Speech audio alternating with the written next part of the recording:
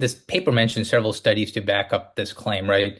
One of the studies was actually done on rats, and I thought that was quite interesting, where they made focal laser photocoagulation different areas of the retina and saw do RPE cells wake up and start proliferating. Yeah.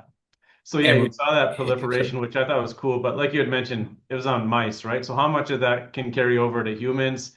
Right. You never know, right? But I mean, it does bring up good learning points and pearls.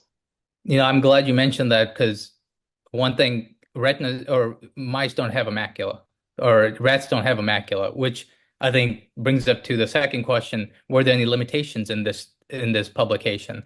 I don't like rat studies with macular degeneration just because of that fact. Were there any other limitations that you came across? Sure, I think a lot of it is, again, theoretical. I think one of the points or studies they looked at was basically the amount of blood flow that's getting to the eye and getting to the peripheral retina. And a lot of that's based off of neurological work. Again, can you apply that clinically?